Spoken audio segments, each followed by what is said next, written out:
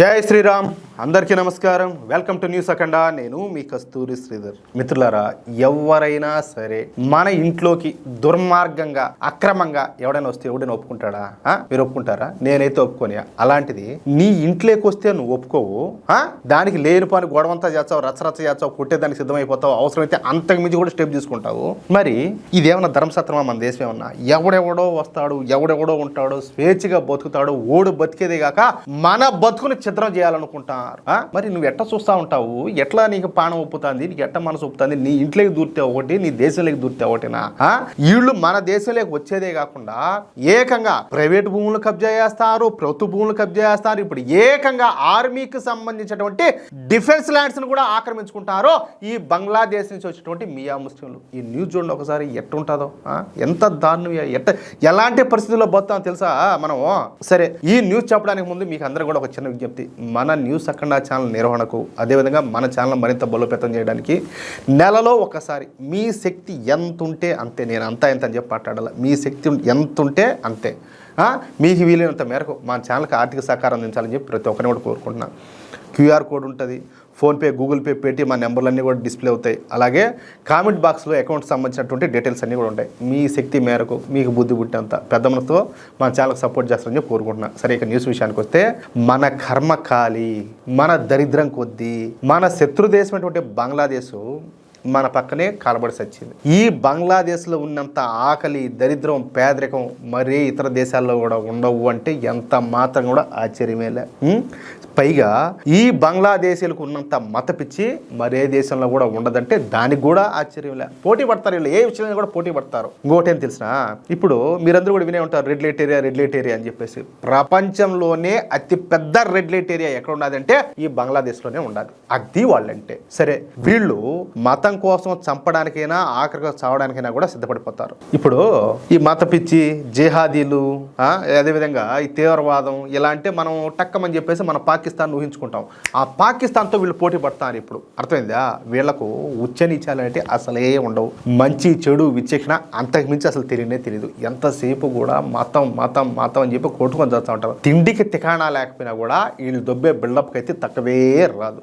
అసలు ఈ బంగ్లాదేశ్లో పరిస్థితులు చూస్తే వాంతులై కళ్ళు తిరిగి పడిపోతారు. ఆ మాదిరిగా ఉంటాయి. ఇక ఈ బంగ్లాదేశ్ గాళ్లకు మన హిందువులన్నా, భారతదేశం అన్నా, భారతీయులన్నా విపరీతమైనటువంటి ద్వేషం. అందుకే ప్రతిసారి కూడా ప్రతి సందర్భంలోనూ మనల్ని నిందిస్తూనే ఉంటారు, మన హిందువుల మీద దాడులు చేస్తూనే ఉంటారు. కానీ వీళ్ళు బతకడానికి మాత్రం వీళ్ళకి భారతదేశం కావాలా వచ్చేస్తా ఉంటారు. అంతా ఏది వీళ్ళ చెల్లెల అక్క గారిని వీళ్ళంతా చేసుకున్నారు, వీళ్ళ బావగారు అంతా ఉన్నారు, ఇక్కడ మా బావ ఉన్నాడు కదా, లేకపోతే మా అక్క గారు మా చెల్లెలు అడిచున్నాం కదా అన్నట్టు వస్తూ ఉంటారు. ఏది ఇక్కడ మింగిపోదాం అని చెప్పేసి.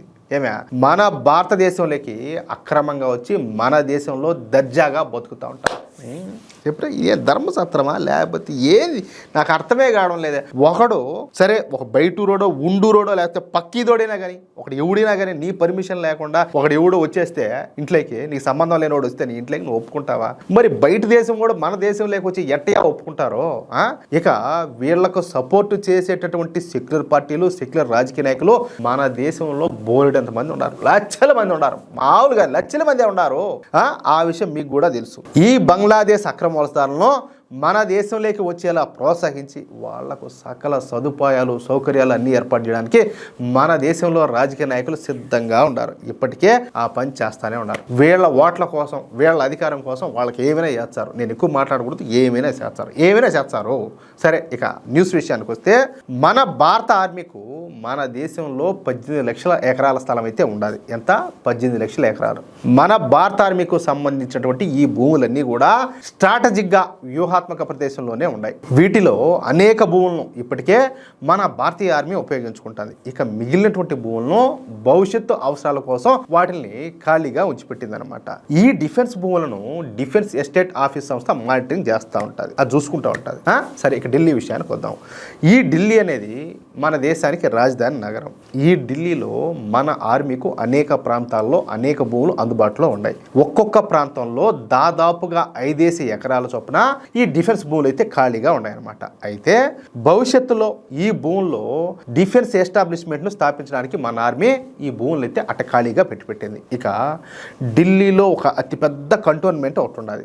సహజంగా ఇక్కడ ఆర్మీకు చెందినటువంటి కుటుంబాలే ఎక్కువగా నివసిస్తూ ఉంటాయి. అయితే ఈ ఆర్మీ కంటోన్మెంట్ పక్కనే ఆర్మీకు చెందినటువంటి 5 ఎకరాల స్థలం ఒకటి ఉన్నది. ఆ స్థలం విలువ ఎంతనో తెలిసిన ఏకంగా 165 కోట్ల రూపాయలు ఉంటుందంట. ఎంత?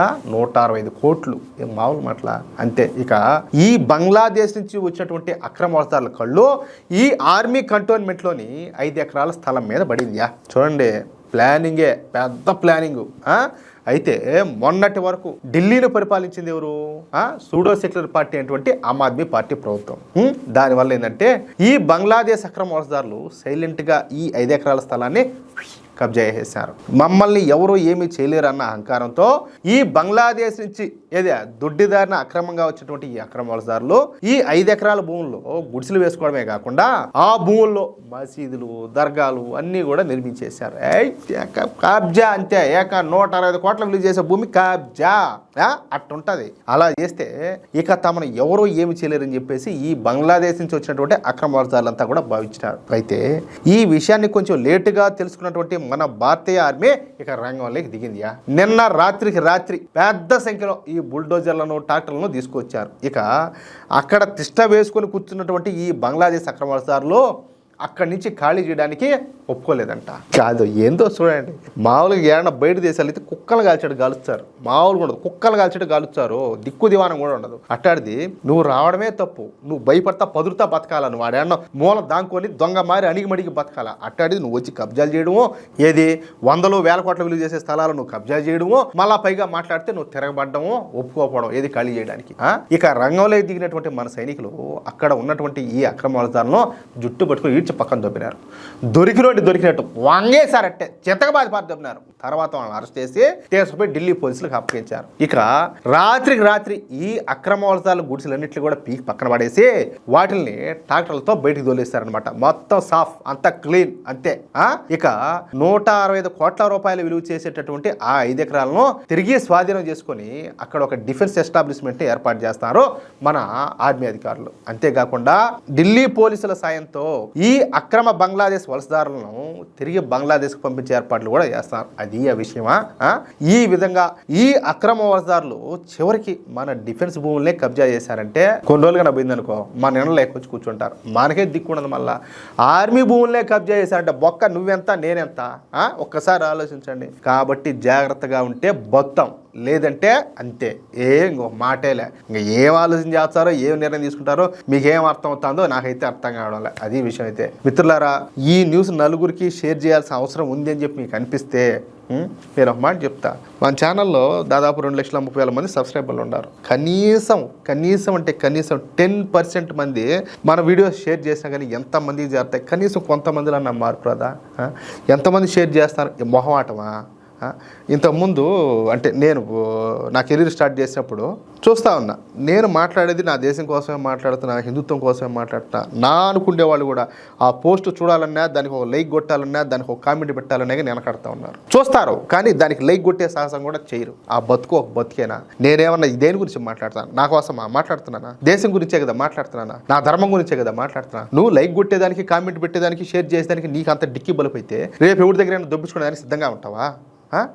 నీ బతుకెందుకు అంటాలే? దేశానికి, ధర్మానికి ఉపయోగపడినటువంటి నీ బతుకెందుకు?